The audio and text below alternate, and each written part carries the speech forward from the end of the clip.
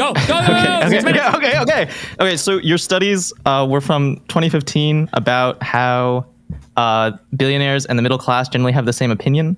And I think, if we were doing those studies again today, we have Elon Musk literally buying the public square. And then, just before this segment, you were watching Mark Cuban, give his opinion. And he's become like a very popular figure for the Democrats. And it's kind of just like, what credentials does Mark Cuban have? Like, why is he the one leading? And I think if you want to talk about billionaire influence, I think you're correct that they're not buying elections, but they are buying the conversation. They're buying what people are thinking about. And so even if it is the case that 90% of the opinions are shared between the middle class and billionaires, is that truly what the people think, or have they just not had the ability or the opportunity to form their own opinions, and has it just been fed to them? Okay, so here would be my question. My question would be, how can you tell when a billionaire is buying people's opinions versus when a billionaire is becoming popular because he happens to represent a lot of opinions? Yeah, I think it's a fundamental issue with the whole idea of a marketplace of ideas, because in a marketplace of ideas, it's the ideas of the market that get popular. And it's not democratic, because in a democratic system, every person has one vote. And you don't get more votes if you're attractive. You don't get more votes if you're more wealthy. You don't get more votes if you are good at some alternate skill. But in a marketplace public, all those things are out the window. And so that's something that we really need to be focused on, and we can't just dismiss that. Yeah, I understand everything you're saying, but I'm just saying in terms of the claim was basically that billionaires are buying public opinion. But my question is, how do we know that they're buying a public opinion and they're not just identifying a popular opinion and then inhabiting that space? I mean, I think this is like very understudied, so I don't have a way to give you like a very concrete answer. I think my counterfactuals, I guess, for this are that clear. Well, I sure you just want to sort of destroy, but then my counterfactuals, or no, I shouldn't be counterfactual. My examples for why I believe this to be the case. I'll go back to that 2016, I think, primary where you had two billionaires competing and they got crushed. So it seems like, and one of them, Bloomberg, right, spent an ungodly amount of money and got nowhere. So it seems like he wasn't able to buy public opinion there. Now, maybe there's some reason why Steyer and Bloomberg were unable to buy public opinion, even though they were billionaires, and other billionaires are. But then I would have to know, like, what's the difference? Like, it seems to me more like Elon Musk has identified some particular public opinion that's really popular, and then he's moved into that space rather than he's paid for everybody to be changed. If anything, I would argue Elon Musk was actually morphed by that space before he even began to fund it and, I guess, perpetuate it. Sure. I mean, I think the main point is that there's no reason to be confident about there's no reason to be confident about whether or not billionaires have excise influence or not, because we don't have the information, we don't have the studies to kind of say it. And for example, I just think in general, having your ideas be driven by a marketplace of ideas is really dangerous, because things get really ossified. It's really hard for new ideas to emerge because everyone's just talking about the same idea over and over and over again. And it's just what's kind of popular, and it's not giving people the opportunity to kind of think for themselves. I mean, I agree with that, but I don't think that's necessarily a problem with billionaires. I think that's just a problem with social media in general these days. So like, I think this issue shows up on Facebook, on Twitter before Elon Musk bought it, on Instagram, on Reddit.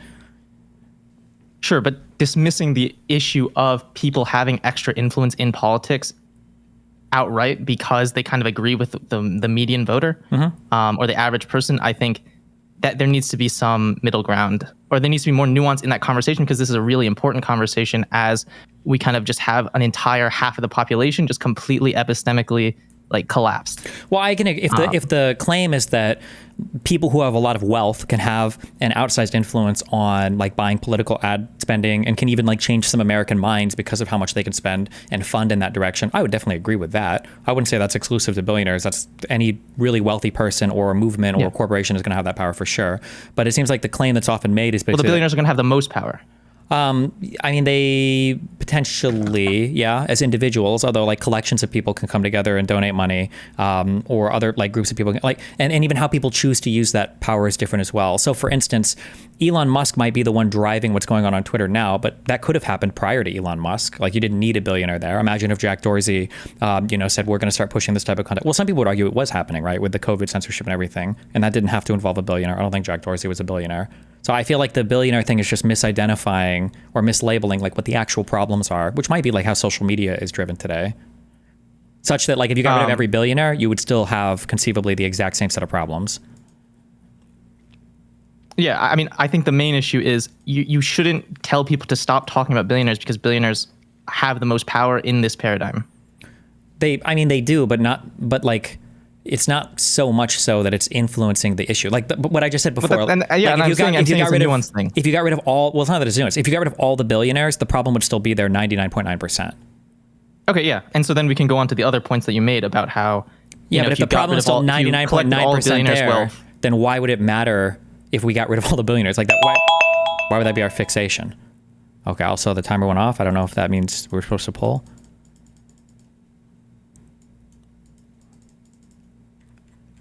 Somebody's figuring that out. Uh-oh. Hey, What? sorry. This is going to be weird to do this way. What? I just realized this. Why? So at 5 minutes, you should set the timer for 5 minutes, and then we'll do the poll. And then just as the poll is compiling for the last minute, let's just do it that way. Well, You know what I mean? oh, am I doing the poll or are you doing the poll? No. They're already being spammed. Oh, So, well then we could just but- set it for 6 minutes and then I'll just check the poll at 5 minutes. Yeah.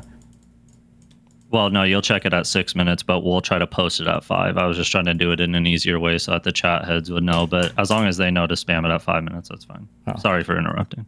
Okay. So wait. So what did the poll say? Where are we at?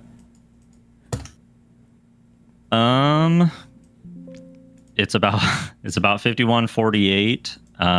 For I have more points about wealth taxes and Well, hold on. You're a general. slave to the poll right now. So what is it?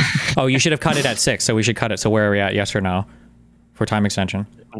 We're at like basically 50-50, but Well, not it's basically, just pick one. leaning If there's it's no. He's not going to be extended. Okay. I'm sorry, Ivory. They thumbs you down. Take care. They jubileed you. Be careful. Thank you, though.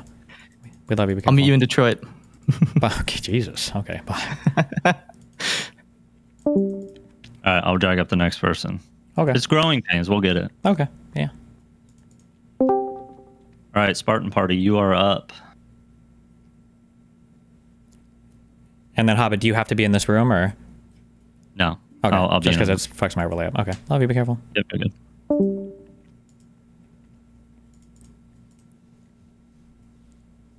Hello. Spartan Party. Hey. Hi. What do you got for us? Okay. Your timer starts now. Good luck. Oh my gosh. Yeah, I'm so sorry. My live stream was lagging, so I didn't realize there was like an echo, and I didn't realize why. But yeah, so you make there's 3 parts to your point. That hyperfixation on billionaires is misguided, politically ineffective, and distracting. I actually agree with you that it is misguided and that it is distracting. My disagreement entirely hinges on whether or not it's politically effective. And I think that you can mitigate the problems with how misguided the argument is and with how distracting the argument is if you focus the criticism not on billionaires as a class, but specifically on billionaires' influence on the Trump White House. Because you're right, billionaires can't buy elections. But Donald Trump, in Donald Trump's America, they can buy influence. They can buy access to Donald Trump. And this is very, very clear. And I think that Americans have a very particular view of what this country is. They have intuitions about what it should be, and what that is not corrupt and not oligarchic. And I don't believe that the United States is an oligarchy right now, but I do believe that Donald Trump's administration has more oligarchic tendencies than previous administrations, and that this is absolutely a wedge issue that you can peel people away from, not necessarily the MAGA base, but that are in the center. And prior to this, and prior to Donald Trump's more mask-off association with billionaires, felt that the Democrats were less in touch with the common man. This is a great way to demonstrate that Donald Trump is out of touch with the common person, Sure. and that he is basically self-serving and rewards loyalty. And one of the few ways that you can demonstrate loyalty in a way that he can appreciate is okay. So I money. understand the line of logic you're using. Do you think that if in 2016 there would have been like a really good black candidate that wanted to run for office and you were on the Republican side, do you think good messaging would have been our guy's not black? No. Okay, I feel like the issue is we've just elected Donald Trump for a second term, and I feel like the anti-billionaire talking points are, now I'm not trying to say whether they're right or wrong, but I feel like it's a low information talking point, and that like you can grasp it immediately and understand like, oh, billionaire bad, right? And low information voters voted for Trump overwhelmingly compared to more, higher information voters. So we have Trump for a second term, who is a billionaire, brags about being a billionaire. Now he's staffed himself with billionaires. It just seems like the billionaire talking point doesn't do much for us electorally.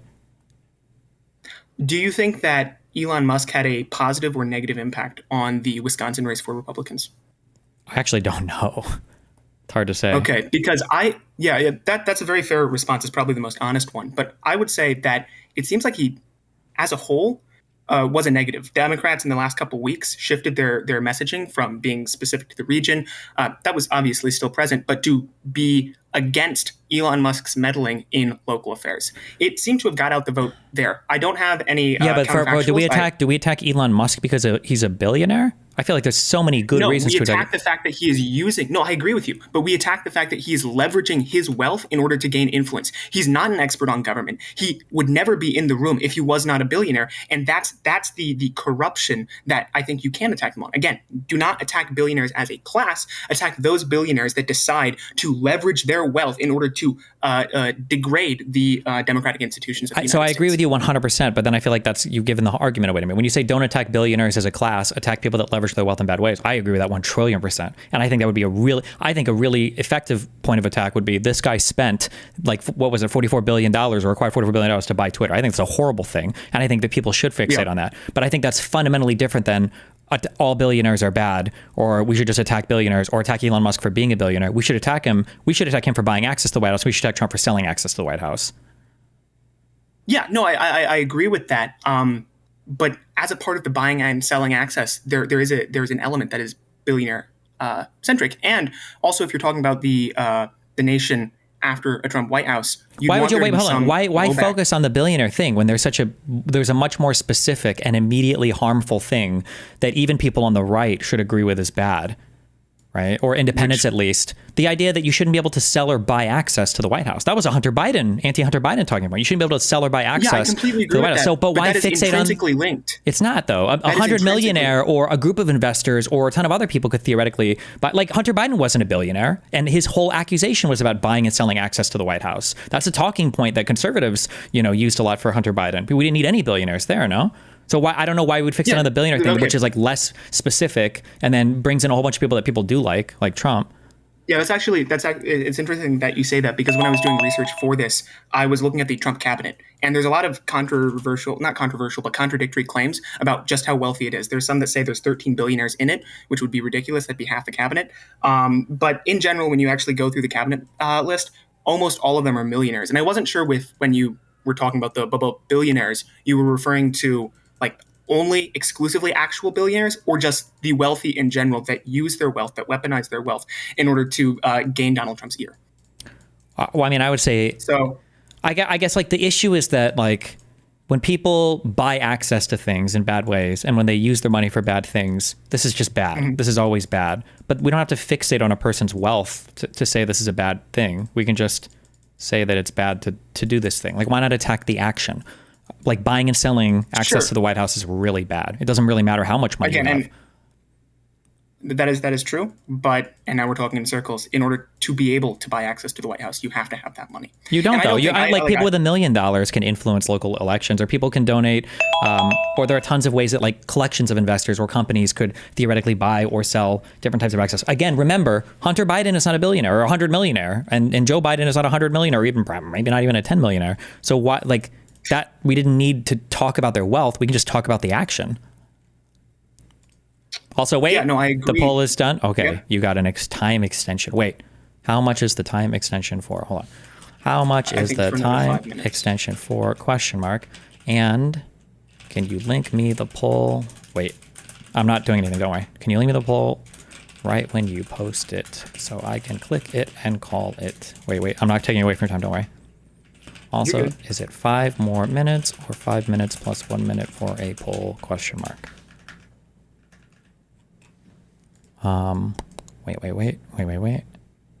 Wait. Hold your thought. Freeze your brain. Freeze it in time. Okay. Hi. The 6 minutes initially is just so they can have like a 1 minute opening that doesn't cut into their 5 minutes. All the extensions will just be 5 minutes after that. Oh shit. Okay. All right. Does that make sense? Okay, gotcha. Link me the poll when you post it too in Discord just so I can see it. Okay. Yeah, I got you. Okay. Bye. Okay, Bo, go. Okay, so we got 5 minutes. Yeah. So we were going back and forth on whether or not like wealth is an intrinsic part.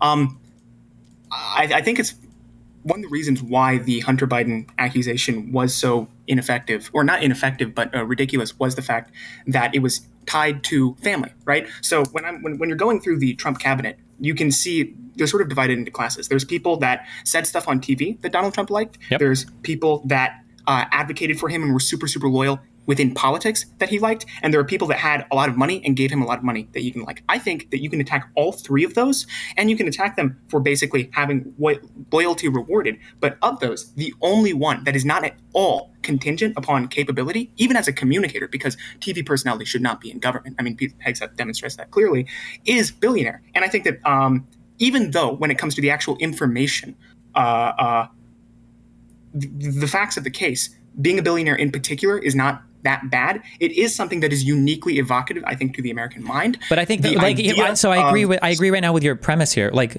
all kinds of like nepotistic rewards. I don't know if nepotism only applies to family, but all sorts of this kind of like in-group favor for people that are unqualified or all of this is bad.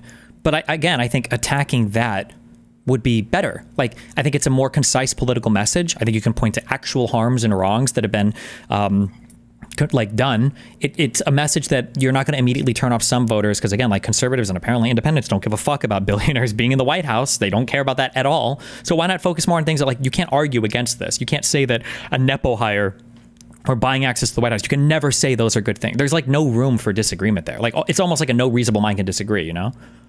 And then the way that you would get rid of those things is by getting rid of ways to curry favor or getting rid of like rent-seeking behavior there. Whereas this whole like, what about the billionaires thing? All that leads you to are the other 2 points that you already agreed with me on, and that the policies are completely misguided and most of the claims around the access they exercise are not correct. Like it leads to those other 2 things very naturally, right? Because if you're saying billionaires are bad because they buy access to the White House, we have to get rid of the billionaires, but that doesn't even get rid of all the other ways you could buy access to the White House, and it hurts a lot of people who don't buy access. You're not saying billionaires are bad. Yeah, I understand that. You're not saying billionaires are bad. You're saying billionaires that abuse their power are bad. And your second point touches on one of the things I wanted to say, which is just to go back to the idea that you need to focus on the Trump White House and on the Trump admin. I think that one of the only ways that you can be most effectively anti-Trump is to have an appreciation for what America is. Because if you're like a super progressive person that thinks America's always been super corrupt, always been run by billionaires, then you're not ever going to be able to drive voters out because you're saying that things are the same way. It's a limiting element to your belief. But if you are emphasizing that Donald Trump is unique in the degree that he gives billionaires in particular access, that is a specific lane of attack that is specifically against billionaires. That is. Wait, I don't understand. There's a specific action that you can call out. Why would we extend this to all billionaires? I just don't understand. People buying access to the White House. You are. You keep saying you keep explicitly you are. Otherwise, you would disagree with me. You would say it doesn't matter if you're a billionaire or 100 millionaire or a 10 millionaire. You shouldn't be able to buy access to the White House. Period. That's it. Okay, all the people that spend $1 million and went to Mar-a-Lago. That's all. Forget the word billionaire. Okay. Yeah. Forget the word billionaire. I'm talking about the super wealthy, the elite, quote unquote, the smoke-filled room. If you can conjure up the image of the smoke-filled room in the eyes of the American people, that is an effective way to disincentivize and to alienate people from the Trump White House, in addition to all the actions that they're doing, which will be the primary reason why Democrats will probably win in the midterms and during the next election. Sure. I'm not making a general claim about billionaires. I've already said that. I'm also really just talking. I use billionaires too much because you use billionaires, and that's not an attack at all. It's just I think it distracted the conversation. I'm just talking about the super wealthy, and I think it is effective. It is important to call out their undue influence specifically on the Trump White House. And I guess the disagreement, and we're talking in circles now, is that you think that we should just be talking about undue influence in general. Yes. Right? Or on the White House. On the White House. You can talk about the undue influence is really, really, really bad. There's nothing wrong with being super wealthy, but there's a huge problem with undue influence, and people can buy that with wealth or with social capital, or if they're leaders of other countries, there are a variety of ways to get there. But when you just the problem is that when you target the fact that it's super wealthy that can buy into the White House, people don't look for ways to make it so super wealthy people can't buy into the White House. They make it so that we can get rid of the super wealthy, like that somehow fixes the problem. But that's not actually the problem. That wasn't the problem. It's a very, very small number of super wealthy people that try to buy access to the White House. The big problem are the people that do, right? That's a huge issue in a variety of ways. Yeah. But I think we're in a different world, which is again why I'm trying to make a yeah. But where's your evidence? But where's the evidence that like the billionaire messaging has been effective? Bernie underperformed Kamala in Vermont. The Justice Dems never grew into their margins. No, so what is our evidence of like the billionaire? The hyper left. Yeah, but what is the evidence that the anti-billionaire messaging is working anywhere? I'm mostly thinking about the recent Democrat strategy to basically attempt to unify Elon Musk and Donald Trump's in the American people's eyes, because even though Donald Trump is not particularly popular in people's minds, he is still orders of magnitude, literally more popular than Elon Musk. And people do not like the fact that there's a billionaire that is just there because he's a billionaire, because he helped Donald Trump, screwing around in people's Wait, hold on. I think that, I'm checking the results of the poll. Oh, fuck. Okay. Yep. Okay. I don't know if I should respond to your final sentence. I'll respond to your final sentence. Thank you for your time. I will say that I don't think that people don't like Elon Musk because he's a billionaire. I think they don't like him because he's weird and autistic. That's my... All right. Have a great day. Okay. Love you. Thank you. Bye.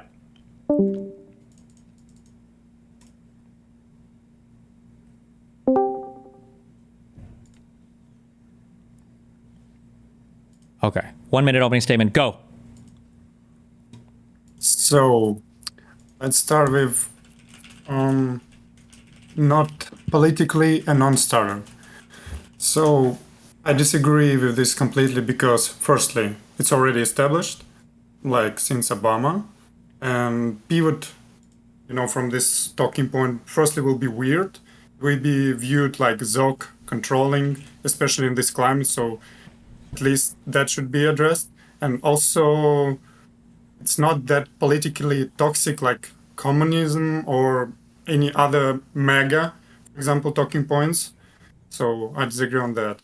Now, what I agree with that the current messaging is not best, it's not true, but it's in negative light for no reason at all. When it easily can be shifted to gratitude, acknowledgement, and benefits for billionaires and for their even just tax contributions. So I guess, so the question is like, because you're starting the political non-starter part, like what is the evidence that this messaging is effective? Because politically, I just don't see it happening in any elections. Like what are we looking at to show that like the anti-billionaire sloganeering is working for anybody?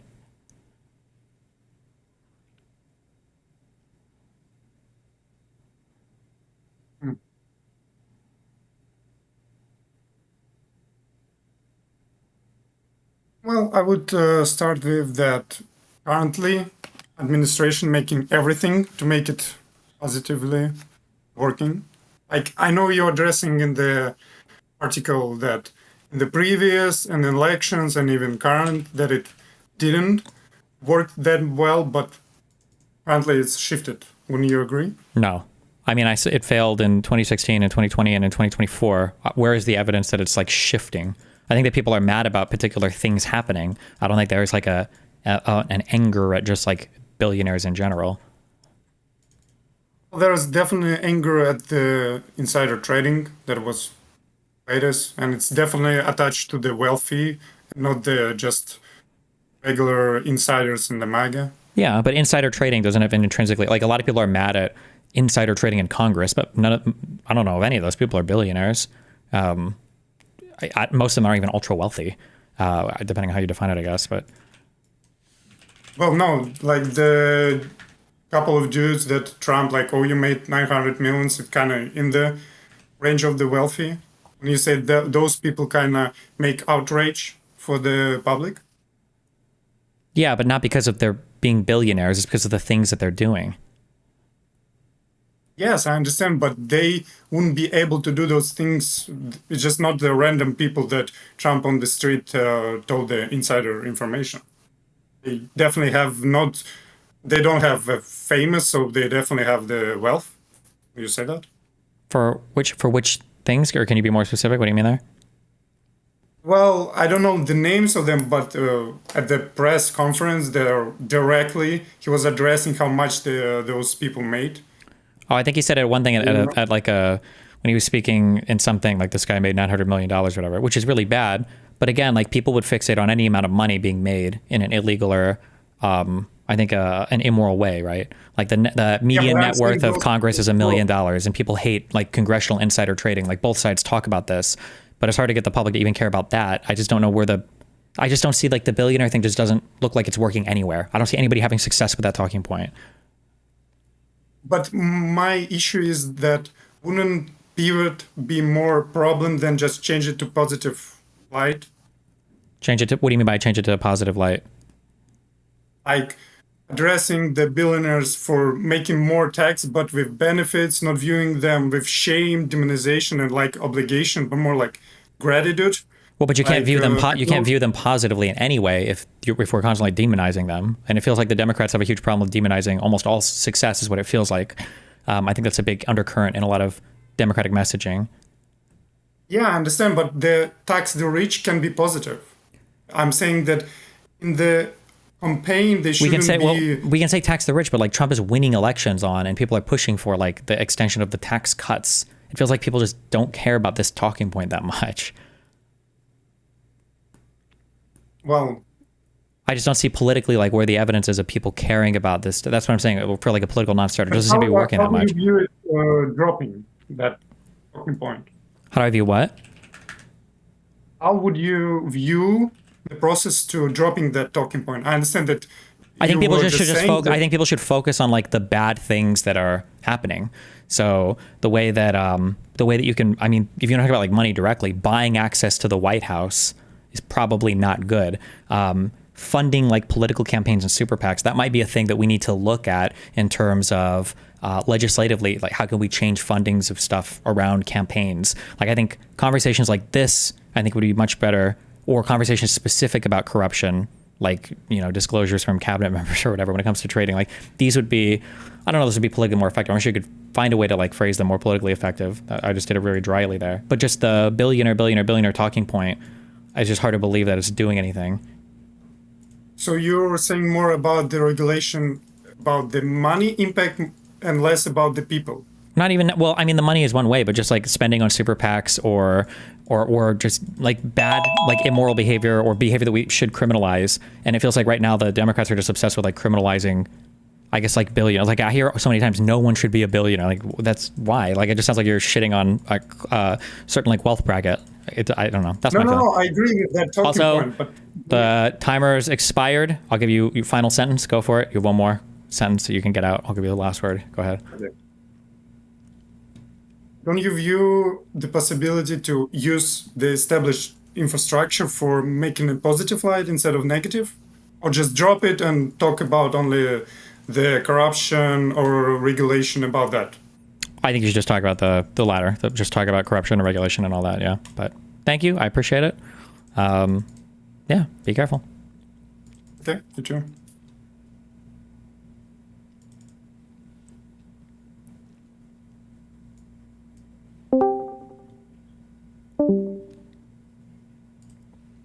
Barrick, go. Hello. So after reading your editorial, I would characterize it as downplaying the impact that billionaires and large concentrations of wealth have in American politics, with billionaires kind of being the pinnacle of large concentrations of wealth here. And I kind of like something you said earlier today in your stream, where we should be focused more on the goals, the results of what we want. And I would think that one of the goals of democracy is equal representation for each person, not representation proportional to their wealth. I would disagree. I mean, I think definitionally speaking, there's always ways to have more representation, whether it's because you're from a famous family or you're politically powerful. Like, I think we strive for one person, one vote. I wouldn't say we strive for every single person having the exact equivalent influence on American politics, no? We don't need exact equivalent influence, but we can tone down the excess influence that being able to buy a public forum perhaps can exert on people's opinions. Sure. One of the first points that I took issue with in the editorial was kind of this cherry picking of a few losses recently that were outspent by their competitors, when overall sites like Open Secrets kind of shows a historical trend of more spending resulting in more election victories. Well, it shows that people who raise more money win elections, but that doesn't necessarily mean it's because they spent more. So Open Secrets is actually where I pulled my some of those examples from, and you can call it cherry picking, but I would argue the opposite is cherry picking as well. So for instance, in a lot of those outspending things, they either don't have an opponent or the opponent has outspent like 100 to 1 because they're not really fundraising much. It's not a popular district. I'm sure that like spending can help to some extent, but there's a huge correlation with this person is more popular, therefore they've raised more money, therefore they spend more. But that doesn't mean that them spending more is why they won the election. Sure, I didn't say causation, I said correlation. There might be as well other variables that impact that. The correlation is something that I would say is one part of auxiliary data point there. But furthermore, the large donors can hedge their bets by giving to both parties. So whether or not which party wins, we've seen that they can remain in good graces of decision makers. Recently in the editorial, you showed how 83 billionaires supported Kamala over 52 supporting Donald. But in 2016, I was looking through it and I could only find like 15 billionaires backing Donald Trump back in 2016 publicly, which kind of shows that billionaires tend to favor more establishment candidates on both sides, with the cross-aisle support steadily constraining policy debates that will serve the billionaires' core interests, which kind of leads into the call out of the 10%. There's only a 10% disagreement between core issues of the middle and working class versus billionaires. But in that, the Gillen and Page study highlights that the remaining 10% are usually the extremely contentious issues, and the wealthy do win those. Historically, looking at some examples, we had the Clinton-era healthcare reform, where majority of Americans supported some sort of universal coverage, whereas only a smaller share of the wealthy donors agreed. So I think that in looking at that paper, the criticism of that paper is, I think the ultra wealthy did get their share more of the time, but it was like 53% to 47%. So it was about split. But the second thing is, we can look at that healthcare thing. I haven't seen that particular example. I have to go and look at it. But I know that one of the examples listed in one of the critique papers was, for instance, billionaires and ordinary citizens disagreed on public funding for elections, with billionaires or the ultra wealthy being overwhelmingly or much more in favor of publicly funding elections, but ordinary citizens weren't in favor of that. So just because like a billionaire might have a particular preference in a certain direction doesn't even necessarily mean it's like a more conservative economic policy. Like I think we can disagree on things. Like it wouldn't surprise me. I don't actually know. It wouldn't surprise me if the ultra wealthy were generally more pro-choice than pro-life. But like if the policies, or if that was a disagreement between the ultra wealthy and the population right now, I guess, has kind of won out on the has won out on the pro-life debate. Did I say the wrong thing there? That the ultra wealthy be more likely to be pro-choice is what I meant to say. I don't know if I said that or not. Sorry, but the ordinary population. Okay, yeah, sorry. The ultra wealthy probably more likely to be pro-choice, I guess. But the ordinary citizen, now we've gotten to like a pro-life almost position, in the very least in that like Roe and Casey have been overturned. Sure, that's actually really interesting because maybe the ultra wealthy are more pro-choice, but being pro-choice doesn't help protect their interests of being ultra wealthy. More abortions or less is not going to cause their wealth to plummet and them losing their primary tool of advocacy for their policies, whether that be lobbying, funding think tanks, donations direct to candidates, or through super PACs. Yeah, but does a single-payer healthcare thing, does that hurt their ultra-wealthy status? The ultra-wealthy who own interests in insurance companies in the medical industry, if single-payer healthcare has a threat to the profitability of those industries, it certainly would be in their interest to avoid that. I would have to see the numbers on that. There's a numbers argument too. I don't think that the insurance industry is like the most profitable industry. I think that people allocate their capital to a huge array of industries, and the insurance industry is probably not the one, unless you're like in the scam insurance industry, it's probably not one where a ton of billionaires are invested in, would be my guess. It doesn't have to be the most profitable. It just has to be one of the ways that they can protect their profitable interests. Well, when I say not the most profitable, I just mean it's probably not that profitable. It's like airlines, it's just not that profitable place to have a ton of money in. It's just so heavily regulated. I don't know. I would have to see some kind of like backing of that. Like who are the largest class of investors or whatever in health insurance. I seriously doubt that that's like a lucrative place to put your money. Hold on. We have a poll coming in. Wait a second.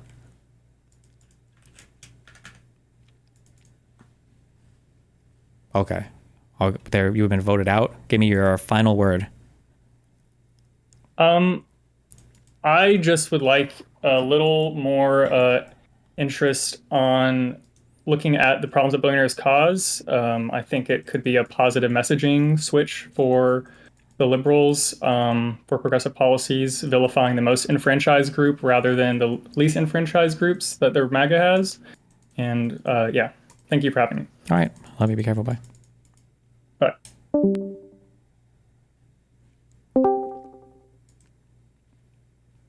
Robbie, 6 minutes, go. Hello. So I took issue with some of the pieces of your article, kind of like what the other guy was saying. Specifically when it came to giving examples. It's kind of like the other guy was saying something similar to this. In your article, you said we're talking about them spending and not them. Sorry, we're talking about them raising money and not them spending. So, like, and then when you click into the source, it says 94% of House elections and 88% of Senate elections are won by the top spending candidate. So, I think spending and raising is generally correlated.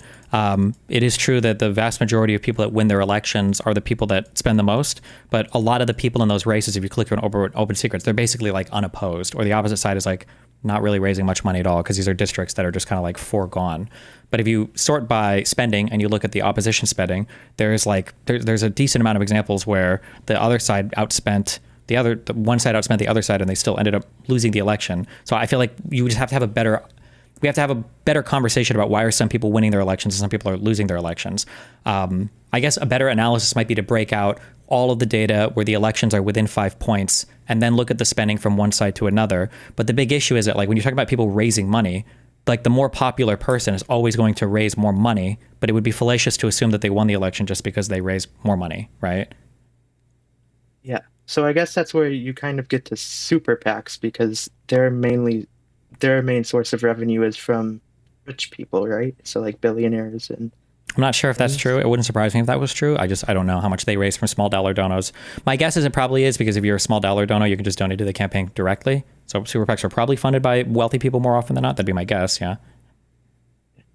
Yeah, I would think so too. We could probably look it up after or whatever.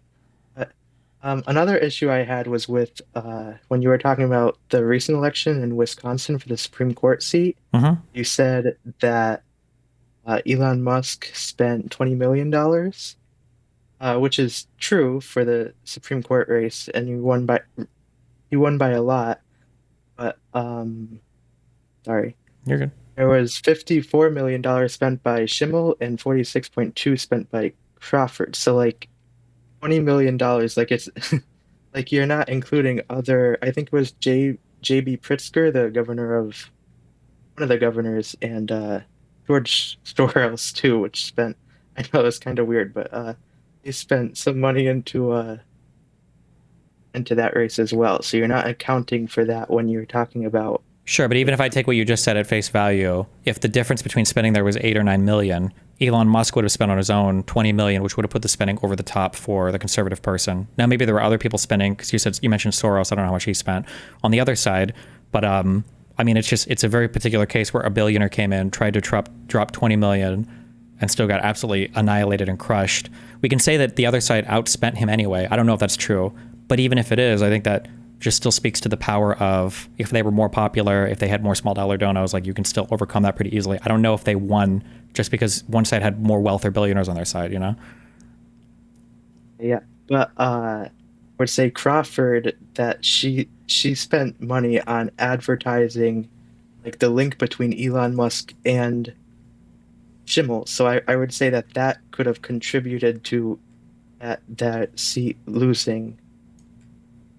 Yeah, Know what I that mean? wouldn't surprise me. Yeah, but I think it's because Elon Musk is becoming quite unpopular, or even at that point was quite unpopular in America. Even on conservative sides, they weren't liking him as much. Yeah, and he was in the White House, so I think that could have been a factor for like him losing. You know? Yeah, but I feel like that helps my point more. No, like even though Elon Musk was a billionaire, like his unpopularity is being used to drive a defeat on the other side greater than what it should be. So like he couldn't overcome that with just dumping a ton of money into the election. Yeah, maybe. Okay. I guess my problem with super PACs is that they spend an unlimited amount of money into like negative advertising mostly, Mm-hmm. and I feel like they're mostly rich people spend into them. So that's a problem to me because we already cap like individual expenditures into campaigns. So I feel like there should be some kind of cap for super PAC donations, like $10,000 a year or something like that, in order to kind of like. I think the issue is that so super that- PACs aren't explicitly political, or they can't work with a campaign directly. So, if we're going to talk about super PAC funding, I think there's a lot of good conversation that can happen there. But it has to be like what counts as political speech and what should you be allowed to spend money on near political seasons. I think there are very good conversations that can happen around that. But that it just has to do with the structure of what a super PAC is and what. Yeah, go ahead. Okay. But I looked into this because I kind of saw you talking about this on stream yesterday, and super PAC is already a thing. Like they already have to register with the FEC. It's already pretty defined what they are. So it says an independent expenditure, which says so independent expenditure only political committees that may receive unlimited contributions. I'm sorry. You're good. Unlimited contributions for the purpose of financing independent expenditures and other independent political activity. Yeah. So, as an independent expenditure requires express advocacy, so it gives direct examples. So like you have to directly say that you're advocating for voting for this person or that person, and then besides that, there's Well, I don't think for donating to a super only PAC, I don't think you have to. I think the super PAC just has to be like goal oriented towards some goal or whatever, but it can't be towards a candidate. I don't think you have to state who you're voting for or anything like that. No. okay, yeah. I think the issue is that like it's figuring out like what political speech is, or what somebody like, are you limiting somebody's freedom of speech rights to fund certain things close to an election? So, for instance, if I want to spend $500,000 making a documentary about climate change, should I be barred from doing that or forming an organization to do that close to an election? Or does that count as like a campaign contribution? To say no to that is a pretty big attack on your freedom of speech. Maybe in this case, maybe it would be a good one. Like, I'm not going to disagree that we should maybe revisit the super PAC structure. I think that's okay to do. It's just, that's a complicated conversation around First Amendment rights, which is fine. I think we should have that conversation, but it has to be more than just wealthy people bad. Okay. I'm sorry about that before. I was like nervous. I don't know why I was. You're good. Your time got extended, so you have 3 minutes and 20 seconds more. Go for it. Did? Okay. So to understand I guess what you were saying with the climate change movie thing is that, like what I said before, that if independent expenditure only political committees that may receive limited contributions, right? And that for the purpose of financing independent expenditures. Independent expenditure, there's already a test called the only reasonable interpretation test that's very strict with how it defines a super PAC. Okay. So if you feel like could you name a super PAC that's already existent that you wouldn't want to restrict contributions to? Did you know any? I don't remember the names of any off the top of my head, no. But I don't think the issue is necessarily restricting contributions, because if you restricted contributions, then you would just basically be creating PACs, no? So it seems like it's more like, it's not just about restricting contributions, it's about figuring out like what should you be allowed to spend money on during election time. that counts as like political speech is the I think is the question, right? I thought PACs were different because they aligned with political candidates. No. Yeah, which is why I think PACs have the campaign contribution limit. You can't, because it would be a way to get around that. Oh, I don't want to donate to the candidate. I'm just going to donate to a PAC that supports the candidate. So obviously there's a cap on that as well. But a super PAC can't expressly align with the candidate. They just advocate for some political interest. But so then their donations are uncapped. But if you cap how much you can spend on a super PAC, unless you're saying a super PAC should have a different limit than what a PAC or an individual donation to a campaign should have, which might be okay. But then it's just a question of like, I guess, what counts as the political speech there. Like if you make a documentary or if you make a movie or something on green energy or on electric vehicles or on NASA or on capitalism, like what counts as that? Which again, I'm not saying you can't have that conversation. I think maybe we can have that conversation. I think that's fine. But that's not a question of like the ultra wealthy or whatever. That's just a question of how do you limit somebody's freedom of speech rights around an election so that they're not having too much of an influence on it, I guess. Okay. I guess I would just say that the 10,000 limit that I said is like $5,000 above what a PAC is. I feel like that would be reasonable. I know you need a constitutional amendment to do that, obviously, but sure. I mean, yeah, that's fine. Whatever it is. United, First Amendment. Okay. Let's see. Like something else that I took issue with was you talking about Hillary Clinton raising more money in PAC money than Donald Trump in the 2016 election when she won the popular vote. So it'd be kind of hard to analyze that unless you go state by state, basically, no? Yeah, I guess you could argue that theoretically, sure. But then if we're just going to go by popular vote, in 2020, who won the in that one, Biden won the popular vote. Did Trump outspend Biden in 2020? I don't remember. That's a good question. I don't know. I think he did. But I don't remember when. Also, you got your time extended one more time. Good job. Again? Okay. Yeah, nice. Oh, you only get 2 though, so good job.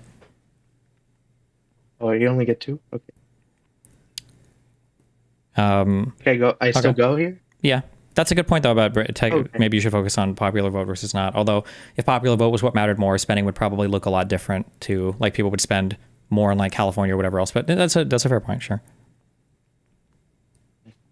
Also, the 2024 election, you were talking about the general amount of spending that Harris and Trump that they raised. So it says Harris's campaign in 2024 raised over $1 billion, which crushed Trump's fundraising efforts. But we weren't talking specifically about the PACs. So in the 2024 election, pro-Harris super PACs and hybrid PACs, they spent $559 billion, while pro-Trump one spent $799 billion. Wait, say that again? Those two numbers? Pro-Trump super PACs and hybrid PACs spent $799 billion. Pro-Harris one spent $559 billion. That sounds like an. You need a source. Yeah, wait. I'm just curious what the source on that is. That's like way too much money on both of those. Did I say billion? I'm sorry, I meant million. I think. Oh yeah, you're good. Okay. That sounds way more reasonable. I tried to look up the spending for the super PAC and the PAC stuff because I was curious about how much external spending was going on. Although it seems like I thought I saw some people debating over what super PAC counts as like a for Harris thing versus what super PAC counts. Like when you talk about these hybrid ones, it could be possible that maybe looking into the other money spent. I guess for that breakdown, you would have to get like specific amount of money spent per state by the PACs and the super PACs, like in the Rust Belt, to see if the spending there won. Is your gut feeling that ultimately at the end of the day it was about spending in those states that won? Or just curious? Spending as per super PACs, you mean, or just in general, that like the money dumped into those races were the general, like, yeah. Generally, okay. Those are fair ways to flesh out the conversation. So outside money brought in super PACs versus PACs, and direct spending. Okay. Any other points? With regards to that point, I would say that I looked up some of the studies. If you need me to link anything, I could, but A study found that for a 1% increase in a campaign expenditure, it made that candidate jump in their likeliness of winning by 6.5 percentage points. So I feel like that that study kind of shows that ending, although I feel like we need to do more studying how much super PACs and PACs kind of impact specifically the elections, but I feel like that kind of shows how spending generally could impact elections. Yeah, Although I although feel for like that this one, elec- we'd have to look closely at the correlative factor there, because again, the issue is like if I was to run in an election against like a DGGer, I would always outraise that person and win the election. But I'm always outraising them and winning the election because I'm already more popular than some individual random person, versus like the fact that I'm raising that money means that I can win, you know? Yeah. True. I feel like there just needs to be more studies done on it and stuff, but that's such a recent thing. Sure. I think it's also hard to tease apart like how much of an impact is like money having in certain areas, or it's a very, very difficult thing to quantify at the end of the day as well. Yeah. Yeah. True. Um, how much longer is there? A timer 53 on this? seconds. Like 53. Okay. Um, so even if the middle class, so you were talking about how policy positions basically align with, from the middle class, align with the wealthy, that they agree on those. So I guess my question would be, why does it matter if super PACs could spend money basically that are more negatively talking about the other candidate compared to like their candidate? What do you mean by You know that? what I mean? Like they're not, like super PAC advertising usually talks more negatively about their opposing candidate compared to their like, candidate they favor. So I Sure. guess why would that matter if their viewpoints align? I know that's kind of a confusing question, but Well, they could be targeting those 10% issues potentially, right? Like pro-life and pro-choice is a big one, or I guess protectionism or not protectionism is a big one right now. But your time has expired. Give me one more sentence, one more final thought. Go for it. okay. I just feel like super PACs, the contributions from individuals need to be at $10,000 basically. Mm-hmm. And I feel like Citizens United really made money come more into politics in terms of money Okay. Well, I love you. Thanks a lot. influencing opinion. Yeah. And I think also that talks about super PACs and the regulations and rules around them, I think could be fine as well. Yeah. Thank you. Yeah. Thank you.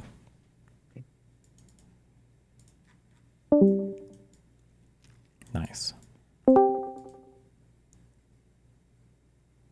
Elgora Miranda, what's up? What's up? So, I have a problem with my issue was with the billionaire messaging that you basically telling people on the left to try to run to the center and to be against or that pro billionaire messaging is wrong. I don't like the term run to the center because that automatically implies a whole bunch of really stupid shit. I would just say that obsessing over billionaires is just hasn't helped us. It's not good. Well, three things I gave, yeah. I think it has helped us because the people that are in the center keep losing, and all the people that ran in the center, they keep losing. I don't know how that is the case when I feel like the most like centristy type people are the ones that tend to be more competitive. Like the maybe if you're in a super blue district, you can be more kind of like left wing, but I don't think there were any far left candidates that were outperforming or doing well in this last election cycle, were there? Our turnout isn't high, and not only is our turnout not high, there's like the movements on the left are like growing compared to. I don't think so. I feel like they're doing. The center. I feel like they were at their peak in 2016. I feel like they've gotten lower and lower. I disagree because there's people right now that are trying to get AOC to primary Schumer. Yeah, but that's because people fucking hate Schumer because of the cucking out in the Senate, right? That's not because AOC is so popular. Also, these are really blue districts, right? That's why they all hate them. Yeah, but these are really blue districts, right? Like, what is Schumer's district? I'm pretty sure he's a super safe one, no? He's in New York, probably. Yeah, somewhere in New York. But yeah. So I feel like the Justice Dems haven't increased in size in Congress. There have been some pretty historic defeats of more progressive candidates, and an underperforming of more left-wing candidates, and the people that are winning seem to be doing it on more moderate things. And also, when you talk about AOC and her being, cited as somebody who should primary Schumer, hasn't AOC, not to use your horrible phrase, but hasn't AOC kind of ran to the center? I don't think AOC has run to the center. She's doing tours with Bernie right now. She's not doing tours with somebody else. She might be doing tours with Bernie, but like overall, her policy positioning and messaging has moderated a fuck ton since she got into office. Has it moderated a fuck ton? If you go see one of the rallies, it's still about the billionaires. I mean, with Bernie, it might be, but I don't think I don't know if I'm sure she might be talking about billionaires. I haven't seen much speech about that, but usually it's more on process and procedure is what I hear her talking about more often than not. I don't hear her fixating on billionaires as much anymore. And like when she first came in, she was backing legislation like the Green New Deal, which was insanely far left. And I don't hear her talking about stuff like that as much anymore. I think she's generally still pushing all the left positions. I don't think she has flipped on a single one of her positions, actually. Okay. I guess I would have to look into AOC's recent statements more. I feel like considering a lot of the far left online has disavowed her because of her, I guess, lackluster take on Israel-Palestine or whatever, it feels like she's not as far left anymore, but I don't know, I guess I can look into that. And also, like, the scale of the impact that a billionaire has on an election is way different than the scale of a bunch of millionaires having on an election. Like, a billionaire shouldn't be able to buy governments, which is what Elon Musk basically tried to do. Yeah, but I don't think it was through like pure money. I think it was through exercising influence on Twitter. His money gets him the influence, basically. Yeah, but I mean, Jack Dorsey or other people could have had that influence as well. People just decided not to really use it as much. Like when I think of the most harmful people, like Elon Musk is a really harmful person. If I think of a lot of other really harmful people, like the most harmful people over the last few years, it's people like Tucker Carlson, it's people like Joe Rogan, Candace Owens, Tim Pool, like Dave Rubin, Benny Johnson, or smaller figures. Like it's they have a lot of social capital. They have like a huge following. People, but, yeah. if you look into all the funding that those people receive, they're all funded by like right-wing billionaires. I don't know if that's true necessarily. Like Tim Pool and Joe Rogan didn't start off as funded by right-wing billionaires. I think they have a ton of social capital, and I think they've gotten like huge audiences. But I don't think it's just. I think Joe Rogan might be an exception because he became friends with all these people. Do you think that? And that's why he changed his positions and he became more right-wing. Like he's friends with Dana White. Dana White gives him a job. Like. Do you think that Joe Rogan's political positions changed because of money that he got from ultra wealthy people? No, I think he's friends with all these ultra wealthy people. That's why his positions changed. Okay. I guess I could. How would we even test for this? Like, I feel like Joe Rogan's position has changed because he has more like anti-establishment political positions, and then he got bullied a lot from the mainstream media about it, and then that just pushed him further on one side. I feel like I can see that happening organically over time. I think you couldn't measure like somebody having close relationships with these people and getting pulled towards their side and being more favorable towards them. True, but if we wanted to like enact policy or design huge political messages around this stuff, I feel like it's pretty important to have some kind of understanding of what's causing it. Like I think the COVID and ivermectin shit rotted Joe Rogan's mind, but I don't think it was because of billionaires or the ultra wealthy. I just think it was because of all the stupid misinformation around. Well, I don't think Joe Rogan applies to the examples that we're talking about in general. Okay, sure. But I do believe like eventually things will get bad enough that people like the messaging is only growing, and like I don't know if you saw all the protests that happened. Like in almost every city across the country. Mm-hmm. Those were huge.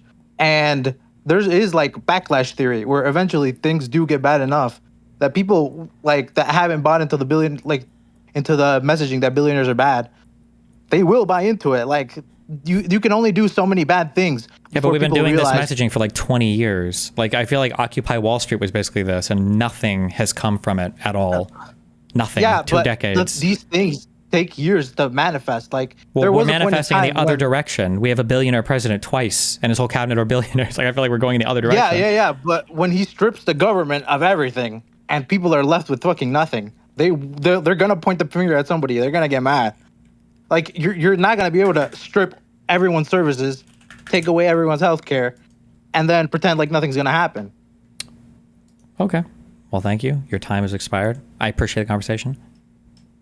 Okay. Be careful. Thanks. Bye. Hello.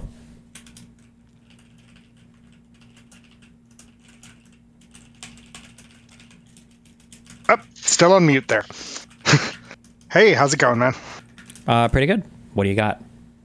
Okay, so I am in partial agreement with you. I think you have absolutely got it right that billionaires are not buying government to the same extent that a lot of lefty people are saying. My main issue is I think you are assigning. You know how in comedy you have the yes and? Mm-hmm. It's kind of the same thing. You need to have the yes and of why are people feeling this anger towards billionaires instead of diagnosing the real problems at play. Well, I feel like my issue is that I don't think people are having anger at billionaires. I feel like that's just a message that was kind of like progressives, for whatever, seized on it and thought it was a good idea and then started putting it out. But I don't think that anger or resentment is there at all. I think that the anger or resentment might be people feeling like housing is too expensive, or people feeling like their student loan debt is too much, or feeling like, I think this is where kind of the more natural anger is. And progressives tried to direct that as like a hatred towards billionaires. But I don't think that like people have this natural hatred of billionaires. I think they hate like a lot of the circumstances around them. What? I agree with you. Mm-hmm. That's the problem, though, is it's also another thing that I think that people are kind of diagnosing, but missing entirely. It's the entire distortion of the conversation that billionaires create. So take, for example, have you ever heard of a guy named, I think his name's Roger Murray? Nope, but go ahead. So he runs this coal company called Murray Energy. And Murray Energy is basically this coal company that has been going broke for like forever. Well, during the entire Trump first administration, he started buying a ton of advertising on Fox News because he knew that Trump was buying or was watching Fox News, right? Mm-hmm. And eventually his entire influence has basically shaped the entire Trump approach to coal. Like the reason that's such a talking point in the Trump administration is because Murray kept coming on Fox News and kept getting influence there and distorting the conversation. Fact is, coal is a absolutely dying industry. It's been dying forever and a half. It doesn't even make that many jobs, and most of the new coal mines that are opening just don't have jobs. Like, you're running things off of massive, machines that are basically tearing down mountains and getting the coal out. So they're acting like it's this huge job creator, but why is anyone paying attention to it? It's not because this is an actual issue.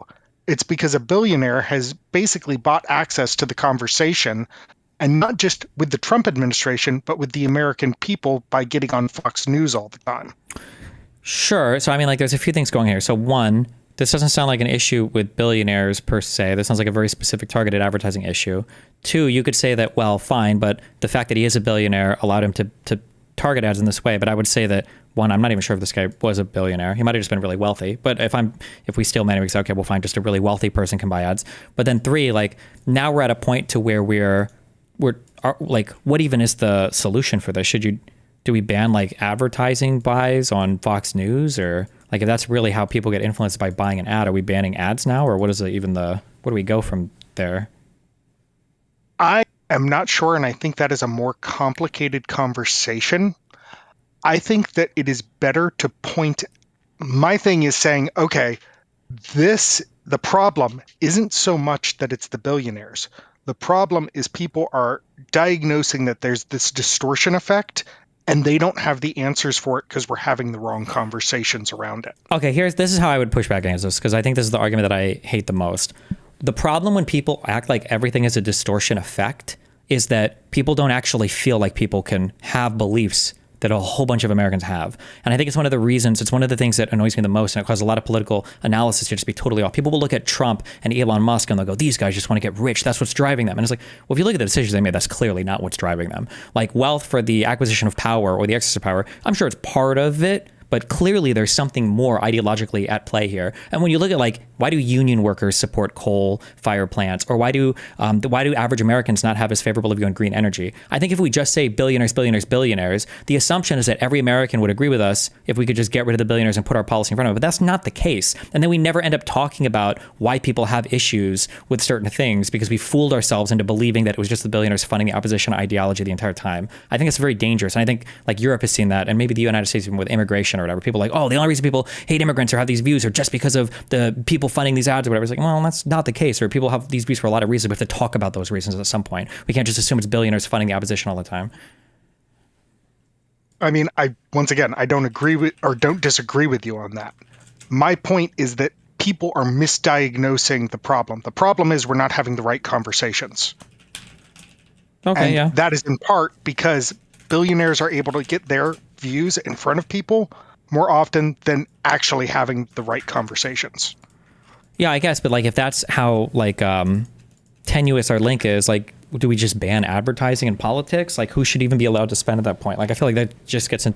I don't even know like how we even deal with that issue at that point. I mean, honestly, I don't disagree. The entire media apparatus is kind of broken for what gets in front of people's faces.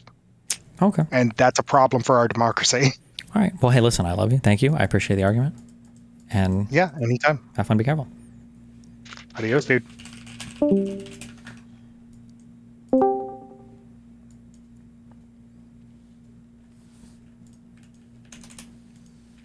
Hello.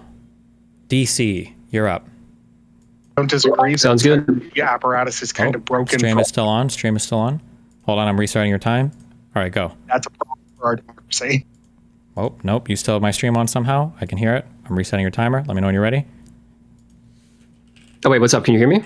I can hear you loud and clear. Cool. So I don't know how much we're actually going to end up disagreeing on here.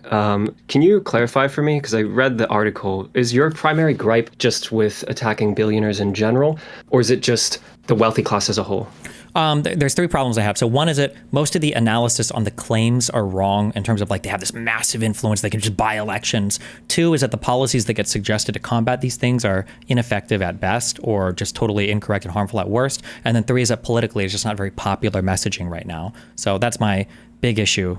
Those are my three big issues. So your question asked, what was the question you asked specifically? It was targeting the ultra wealthy or Yeah, a bigger issue with billionaires or just the wealth class as a whole. It's just those three things. Like people can have like just attacking a class of people who are having an amount of money. I think is dumb. It's dumb for the three reasons I just said. Yeah, whether it's billionaires or the ultra wealthy in general. Yeah. Yeah, sure. I think I'd probably disagree on the first point. I feel like the overall wealth that billionaires hold allows them to contribute more to campaign donations, which I do think that, according to research, bears out that it has some statistical impact on the way that not just like elections turn out. As I know that you were pointing out that the study that leftists commonly point to as a means of declaring that this is that campaign donations lead to policy outcomes doesn't necessarily always bear out. But I think that you would agree probably that large campaign donations, when directed towards not just like the actual policy outcome, but instead the generation or creation of policy, can start to have more of an influence.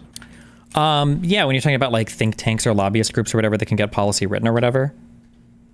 Yeah, I mean, that probably. I don't know how much that correlates to just like money versus like how much an industry is worth and like the major companies there, contributing to that. Although I don't even know how you would begin to address that, because that's not always a bad thing. Sometimes it can be a bad thing, but writing rules or regulations around that, around like how those people should be allowed to lobby, I think is very challenging. But I don't think it's necessarily a bad conversation to have, but it's far away from just like billionaires and 100 millionaires or whatever, the ultra wealthy are evil.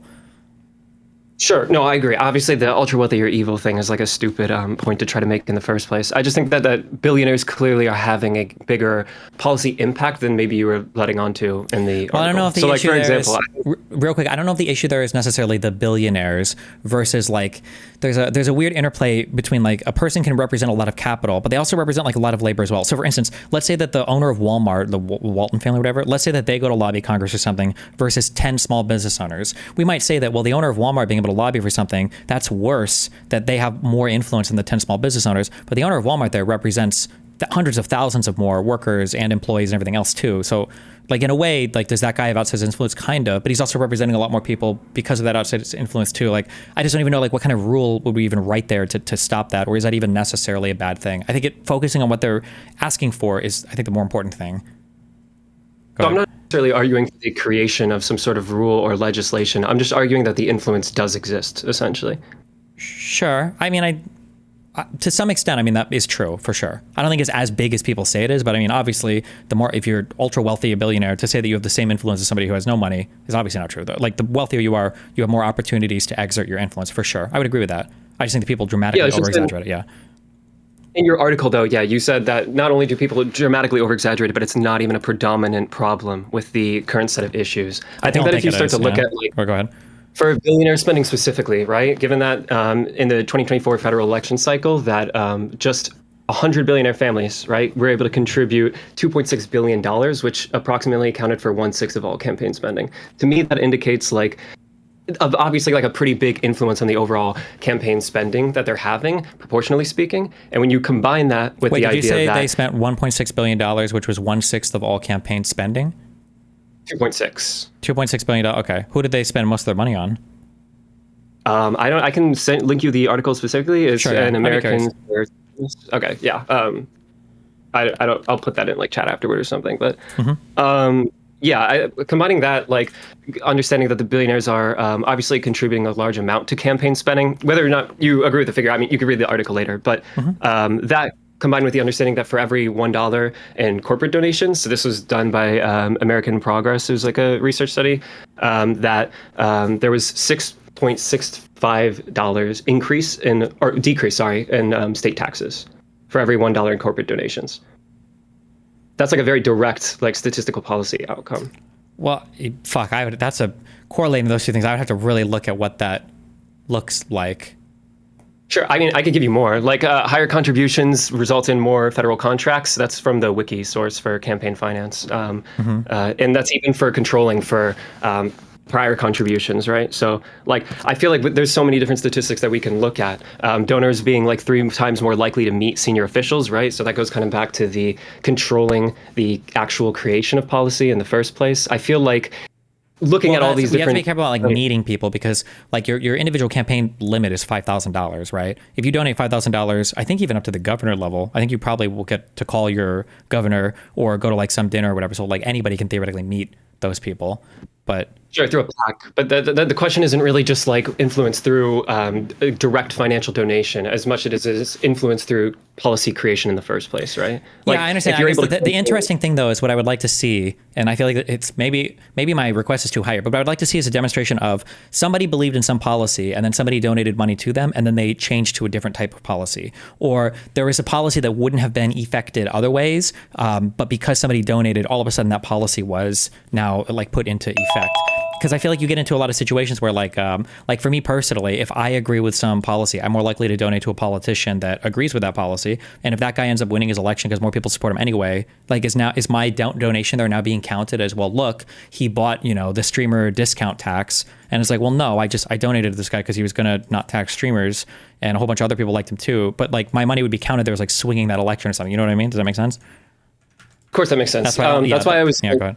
Citing specifically like the direct statistical correlation between campaign donations with lower state taxes and also the ability to meet with them in the first place, because that way it's not just like indirect, like one guy. I feel like the burden to prove that one guy specifically was able to influence the outcome of like some sort of election policy would be not only, as you said, like a very, very high burden of proof, but I don't even know necessarily if you would need to prove that in order to counter what you were saying in the article, which is that just finances as a whole don't actually have that large of an influence. Sure, but I guess like meeting politicians, there's no way to say that like this is influencing policy necessarily. Thousands of people meet with politicians, depending on your, like they have dinners and all these things all the time, right? And we can see that there are like people can meet with politicians and a politician can do an exact opposite type of policy. So I just meeting with a politician isn't enough. I'd be curious about that thing, like if somebody donates money, there's a higher chance of like state taxes going down. But like state taxes going down are things that a lot of citizens in general will advocate for. I mean, Trump won the election and the popular vote. So like I guess I would have to look at that study, but because the strong claim isn't that corporations donate to people that lower state taxes. It's that the money is changing the outcome of the election, or the money is changing how those politicians actually end up voting. And I just feel like those two claims are almost never dealt with. People just look at the correlational stuff, and then you end up in the scenario where everybody's like fixated on like the wealth part, when it's like, well, what about, aren't there all these other obvious things that we should just target that are bad, and we just focus on like those bad things? No, I 100% agree. We should be targeting those specific bad things. And that's why I'm saying, like, I can't draw you like a direct one-to-one, this person donated and then this thing came out of it. But what I can do is draw like a broader picture showing that finance as a whole clearly has a big output on the outcome of the election cycles, as well as like the way that policy ends up getting enacted. I can't give you like a one-to-one. Yeah, I understand. And you should never have to, right? It's going to be an R-squared thing anyway. But like, I agree, you can't, like, one-to-one is unfair for sure. But then my question would be like, so what's a policy that we would draw or some rule that we would make if we had this general understanding? Well, that I didn't come here to argue that because I haven't done enough research into that. I don't have nearly probably the government background that you do in terms of like research. I started researching this like 2 days ago. So from my understanding, like I don't think I'd be able to draw like an effective policy at this point. I could do more research and then get back to you on that. But for now, all I see is like from all the studies that I'm reading, as well as the ones that you linked in the article, it's true that you don't have like a obviously really strong distinction between like the lower class wants this and the upper class wants this, and then they vote, and then oh my gosh, it always goes to the upper class. Like that's obviously not how the policy outcomes happen. But I feel like that's because of the messaging. That's like how it's phrased a lot. Like the only reason we don't have single payer healthcare is because of the billionaire class. The only reason and it's like, well, no, there's a lot of Americans in the United States that don't trust the government, that have a whole bunch of issues with stuff. And then because of that, we're not able to have conversations about why do people not trust the government? Or why do people have these thoughts about the government? We're just like obsessing over billionaires all day and pretending that it's just their influence that's causing people not to trust it. It's like, it's probably more complicated than that. My bigger concern is just like because of the fact that they can get in the room using finance as a leverage, that you end up getting policies that are being voted for that don't necessarily reflect the interests of the lower class. So especially given the fact that I'm sure you would agree, like obviously less access to information, right, is going to be, as you say, like low information voters, right? Having propaganda that's pushed to you in like a very specific way, or only having a certain set of laws, legislation, whatever, that you can vote on would obviously impact in a lower information voter's mind what policy outcomes eventually end up happening, even if it's not like a direct one-to-one, like I gave them money and then they did this for me. Yeah, I guess something I'd be curious about is I could see that low versus high information thing going both ways, in that, like, if there's a low information voter, wouldn't they receive like the least amount of money spent perceived advertising versus high information voters probably having more money spent on them? Like, I'm consuming more media where people are spending money, I imagine, trying to say one way or another what things should look like. But the higher the information you consume, the more likely you are to be left leaning versus low information voters go the other way. Would we expect to see the opposite? Or maybe there is a counter to the reason why it wouldn't be? I don't know necessarily if it would go one way or the other. I'm just arguing that because of the, I mean, are you just saying that because low information voters wouldn't have the same access to media, that they wouldn't be as influenced by they wouldn't be people propagandizing them as much? I'm not sure that would actually bear out. Like everybody kind of has an iPhone in the United States at this point, right? Like everyone kind of has access to the same media. I feel like you argue this a lot, that the Twitter landscape, right, is something that's like detrimental to low information voters because of how much it can propagate across like the broader population at large and affect lower class voters especially, right? Yeah, it could, but I guess actually I don't actually know the definition of low information voter versus high information voter. I don't know how they define that. But if a high information voter consumes more media than a low information voter, which I would imagine it is the case, then a high information voter is probably having more money spent on them, like proportionally, to consume said media. And it feels like those people all voted or mostly voted left versus right. So I feel like I don't think it would bear out that, like, especially because everyone has access to the same media. Like I don't think that the campaign spending is being direct. If anything, I feel like campaign spending would probably be directed towards low information voters. Yeah, that's what I'm saying. I asked, could it be counterintuitive? That might be the case as well. I'm not sure.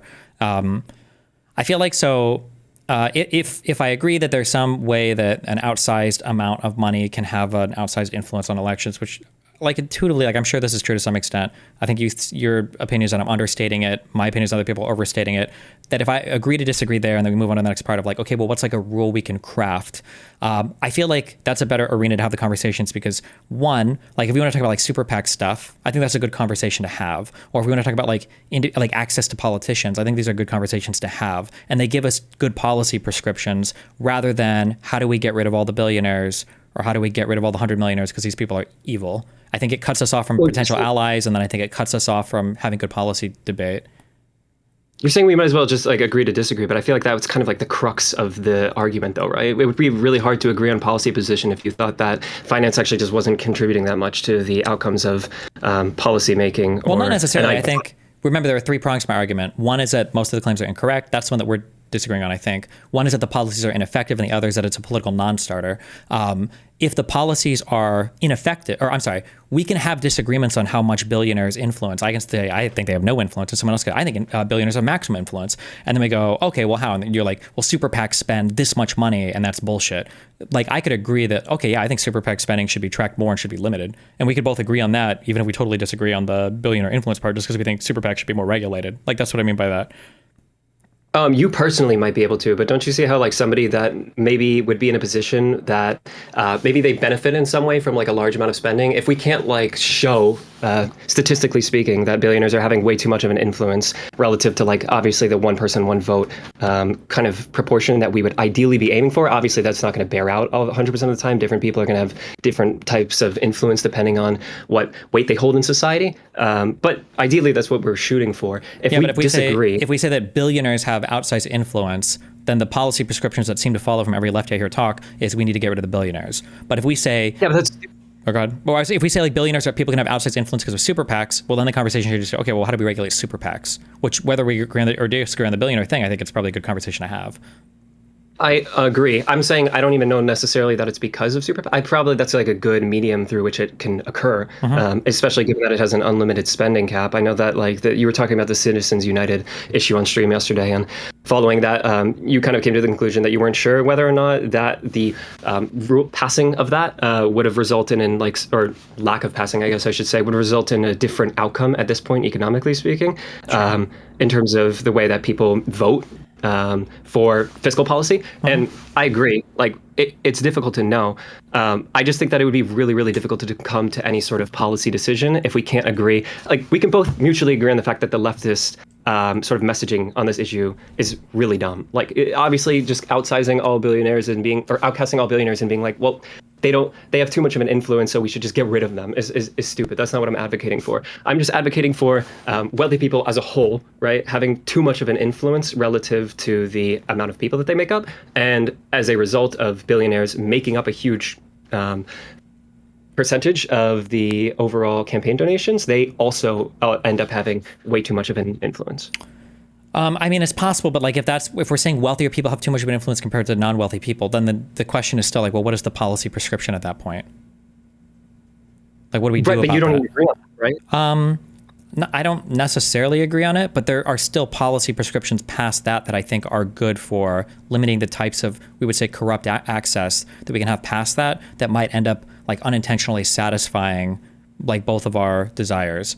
Now, there might be places where we disagree and we have to go back and revisit it, but yeah, I guess. Well, we're on the same side of the political aisle, right? So like we would, even if we disagreed mainly on whether or not billionaires actually have that much of an influence, right? We'll probably end up agreeing on like policy prescription that comes at the end because we both are in favor of like, having some sort of type of wealth redistribution that results in like a better outcomes for lower class people, right? But if you didn't think that way, right? If you're on a different side of the political aisle, it'd probably be really important to hammer down on whether or not this undue influence actually exists or not. Otherwise, it would be really difficult to make that type of policy prescription with somebody. No, because we don't go for redistribution of wealth so that people have equal like influence on the political system. We go for redistribution of wealth to satisfy a whole bunch of material needs of different people, right? No, I'm saying that that's a outcome of not having equal influence on the political spectrum, right? Like lower class people not having as much say in their vote, right, ends up influencing fiscal policy, which results in worse outcomes for them. Maybe. One thing I'll take a look at, I'll say this and then you can have the final word because we're at the end of our time, is I should go back and check that paper out and I should see what are the specific policy positions that it's Gillen's and Page, I think, right, that they pulled on. Like where do wealthy people and poor people disagree and what are the policies particularly and what do they look like in terms of like who supports what? Because like I said, there are some policies that ultra wealthy people and poor people disagreed on and the poor people got their way, but those were policies that would have been better for poor people. For instance, public election funding was an example given in one of the counter papers that wealthy people prefer to publicly fund elections. Poor people prefer not to have it. They prefer to have them privately funded. That's the thing that I would argue hurts poor people and helps. I would agree. I would just say that that is happening as a result of like poor information being spread to them through the influence that they have. Okay, maybe, yeah. All right. Well, listen, I appreciate the conversation. Go for it. Or get the fuck out of here. here. Send you the articles. Link in the DGG chat. Okay, cool. Okay. Thank you so much. Yeah. Have a good one. Be careful. All right, one more. Good luck. Real name Misha. Hello, Hobbit. What do you want? This is going to be the last one. Yeah. There is somebody that's been here since like for 2 hours now, waiting from when you had initially done it. Can we get Fine? We can have him in. Sign up in? Yeah, we can have him after this guy then. Fine. I'll do 2 more. Then. Okay. Okay. All right. Love you. Bye. Am I audible? You are. Wait. Indeed audible. Go. Okay, great. Did you read any of the submission of anything, or did anyone read any of those? Of what things? There was a form on the sign up, and there was like a comment section for the disagreement, but I'm guessing not. That's okay. I don't read them. The mod might read them though to decide who to bring in or not. But That's fair. That's fair. Did has anybody really given any specific ideas, like policies that at this point? no, we haven't really gotten into I heard the first hour and a policy. half a little bit. Yeah. So you might like agree with some of the specific ideas that I have. I'm not really into the full anti-billionaire framing, but I do think that there is some political angle to it, and then there's some substantive policy you can build from there a little bit. Okay. So like death tax, inheritance tax. I think that's a big one. That's been a bit of a major help in terms of. Do you think the average person support? I feel like, and I could be totally wrong, but that my intuitive feeling is that an inheritance tax is a thing that would overwhelmingly hurt wealthier people, but poor people would be the ones who are the most opposed to it. That'd be my feeling, because poor people are thinking like, well, I'm saving money for my kids, and I want to pass it on.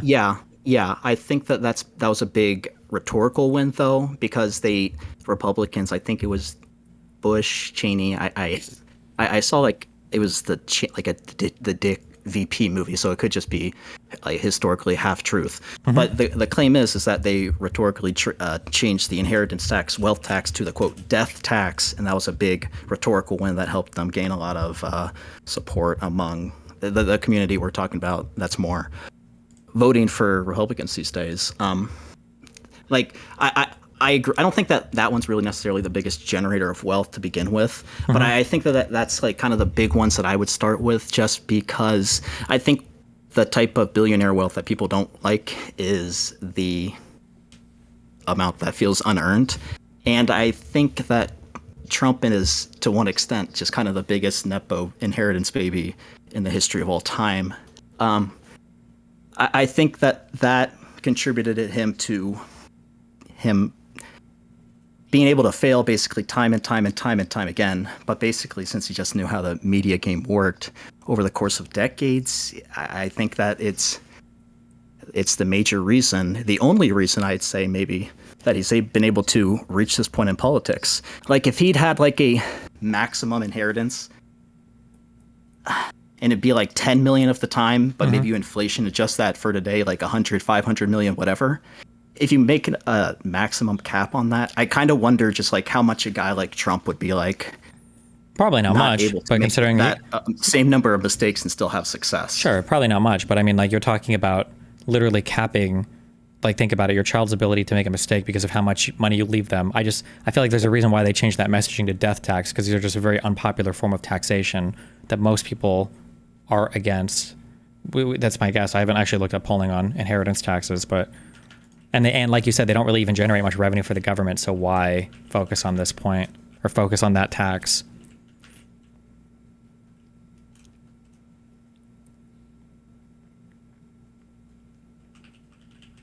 Hello?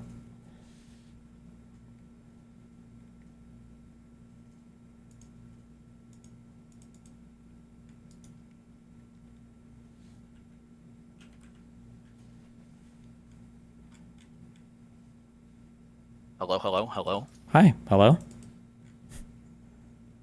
Something. Okay. I just think that just to begin, that's kind of like just one of the starting points, that it targets a type of wealth that I think you agree, most people agree, or it's a type of grand inherited wealth that is a little bit more problematic.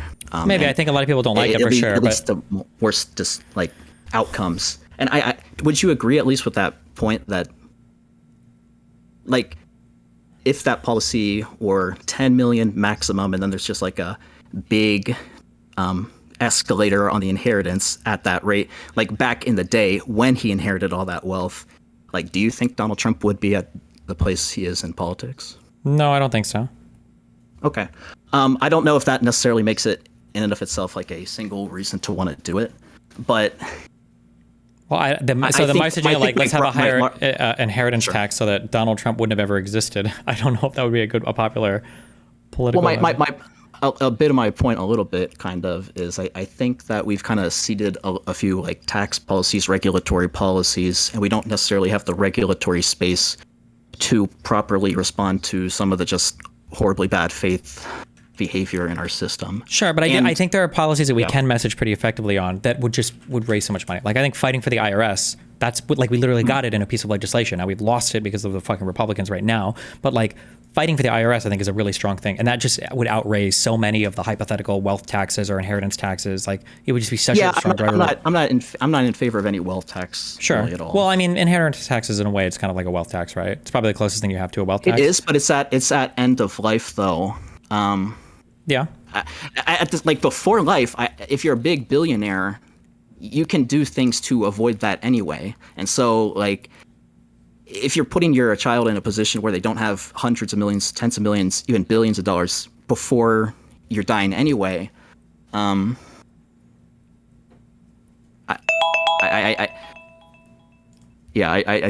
know. I mean, I have some other things too that I think would also potentially be interesting, but like, would you be in favor of any sort of like cap on a total amount of equity a person could own in a certain company? Maybe, I don't know. That'd be something to look at, but we're at the end of our time. I appreciate it. Thank you very much. Darn. Maybe next time. I love you. Be careful. Bye. Okay. Bye. Okay, last person now.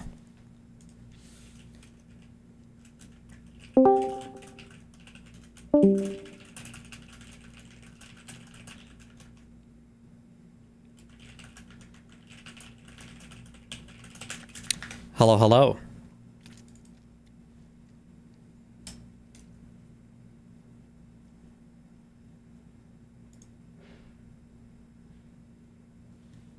Hello, how's it going?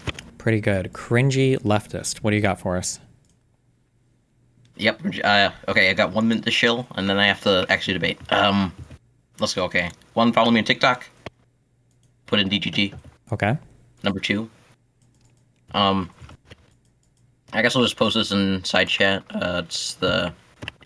If you just want to go down to the disinformation section, it should be House Budget Committee studies. I guess what I think is that when it comes specifically to like House committees, when lobbyists are giving testimony or organizations giving testimony, I think a lot of times there can be like a huge friggin' bias in terms of who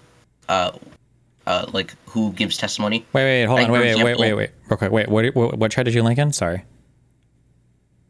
Oh, sorry. Oh, okay. I don't think I can. Just post it in Should I link DGG. in Go. DGG? Yeah, go. Okay. It's that. Okay. Google Drive link. Gotcha. It's that. Okay. What about this? Yeah. So the second link at least shows there's a cost of the border crisis from budget.house.gov. In this committee, there is essentially like 4 concurring testimonies and then 1 like dissenting, and I think that's a problem. I think when it comes to like testimony in like the House or Senate, there needs to be like an even amount of dissenting and like concurring opinions. And I think that the fact that we can just have like organization, I think like the FAIR, Federation for American Immigration Reform, that's backed by a bunch of billionaires, and as well as CIS, that's also backed by a bunch of billionaires. Wait, what does CIS stand for? Center for Immigration Studies. Isn't like every like policy think tank backed by a ton of wealthy people? Isn't that where they get their money from? Yeah, I do think it's backed by a ton of wealthy people, but I think the fact that wealthy people can just like pump out organization after organization. So wait, should it be that like wealthy people shouldn't be able to fund any type of like think tank? No, or? I just nope. No, I don't. No, I think they can fund as many think tanks as they want to. I just think that when it comes specifically to them giving like testimony in the House, that there needs to be like an even number. Like we can't just have the singular Cato Institute dissenting against like 4 concurring opinions. Like that's a shit ton amount of time. But is the issue like, here? Is this like a billionaire wealth issue, or is this just the fact that like House Republicans are fucking insane? Like if I go and look up who's like the chairs of like this committee, is it going to be like a Jim Jordan tier figure or like a? Well, I think. Gomer type figure, yeah, I think it's like a Jim Jordan type figure. I think the fact that there's no rule on how many dissenting concurring opinions can testify like in like one meeting. I think that gives leverage to billionaires when it comes to okay, but this issue, like, well, I don't think this issue has to do with also. like billionaires at all. This issue just has to do with unfair representation in the House, right? Like even if the people backing that think tank were normal people, that would still be bad, right? Yeah. I guess I think that normal people can't. I don't think normal people have the ability to have as many organizations all moving towards one single issue. Sure, but like if we don't use like money or investment, I guess is the tracker here. Like, how do we even make a system like that? Like, it almost sounds like we need like a command economy type. Like how would you like if you can't even have like funding for think tanks coming from wealthy people? How do you decide like who gets to talk to the government or what does that process even look like? Yeah, I'm like fine with them having this like 50 think tanks. I don't think that you can have 50 think tanks give testimony and then like one dissenting think tank. Yeah, I agree. You keep bringing this point up. I agree. This is totally detached from the wealth argument. The issue there is just even if everybody was equally funded, we should probably be like I imagine equal speaking points from both sides. I would guess, right? That has nothing to do with the funding of either of the think tanks, right? Yeah. Well, then I guess we agree. Okay. Okay, thank you. Bye. Well, I love you. Bye. Okay. I don't know why he left.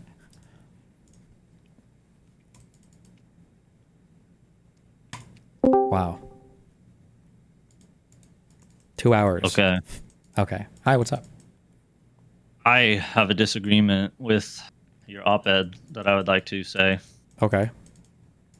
I feel like you didn't take a positive position on anything. I feel like you were I thought about doing... it. I didn't know because you guys almost made it sound like you wanted me to be really combative. Also, it was my first one. Okay, so, but I didn't offer any positive solutions at the end because it was supposed to be a little bit more combative, and then also I had like 1 to 2 pages in length, so I didn't want to make it too long. But for the next one, yeah, having like at the end, because my thesis. What do you call it in high school when you learned to like put your thesis like point 1, 2, 3, and then paragraph 1 is about 1, paragraph 2 is about 2, paragraph 3, whatever. Like I think for my conclusion, I could have 3.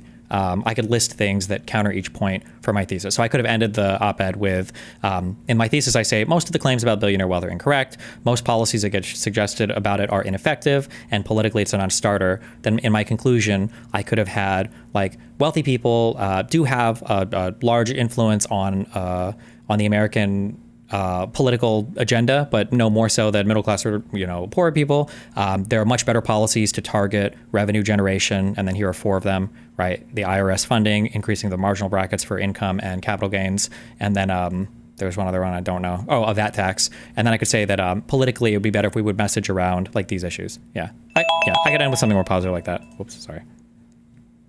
But I was trying to overall, what did you think of this? I mean, after we got rolling, I felt like it went pretty good. But... yeah, it's good. I think we could probably there's a couple logistics things we can do. Having like 1 or 2 more people helping would probably help. But yeah, I think it's fine. Yeah, it was a little chaotic at points. But my other thing is I just wanted to put out there. I had about 15 people that were in the queue that we weren't able to get to. So all the more reason that the next time we do this, please sign up. That's going to be your best chance of getting to talk to Destiny about whatever the disagreement might be that you have. And people kept asking me if we were going to do this weekly or bi-weekly as I was staging people. That's going to be up to Destiny. I think we're going to try to do it as frequently as possible, but I don't know if you've picked a topic or anything. I don't know. I'm putting you on the spot. Yeah, I think maybe doing it bi-weekly might be good. Just a realistic writing schedule for me to be able to write stuff. I do think that If I do a bi-weekly point, then there should be 2 weeks before the next one. It'd be nice if that was done by the time we do this, because or maybe we do these on Saturday after the last Pragmatic Papers has come out, because it would drive a lot more traffic to them, because now more people would probably, like, there are a lot of people right now that would probably want to read the next one so that they could argue about it because they're hearing about it on a stream. Does that make sense? Yeah, I think that pushing it is definitely going to be a big thing, because like people that aren't on the subreddit, which a lot of the people that just joined the stream disagreements just were interested. So I think that pushing it more would be a thing, like maybe pinning it in DGG chat or Sure. whatever But I think it might doing be. advertising things during like events is your easiest huge way, because like if I push it to 5,000 people listening while we're having those conversations, that's more effective than advertising it to 20,000 people throughout the week when people are just like watching politics. So like if right now, if this was Saturday and the current Pragmatic Papers had been published and my next op-ed was already out, like linking it right now, there'd be a lot of people that would just click to read it so that they could sign up for the next one, basically, if that makes sense. Well, then it sounds like you have to write 2 so that we can get that going. Sure. Or, well, I'd write one, we do a debate, but then before that debate, Yeah. you'd have me write the second one. Okay. Yeah. All right. Yeah, we'll figure out the next time we're going to do this. But yeah, I think it went well, and thank you everybody that participated, and thank you everybody who listened. Yeah. Well, thanks a lot. I love you. Thanks for the help. Peace out. Be careful. Yep. Bye. Bye. Wow. Cute. Community events.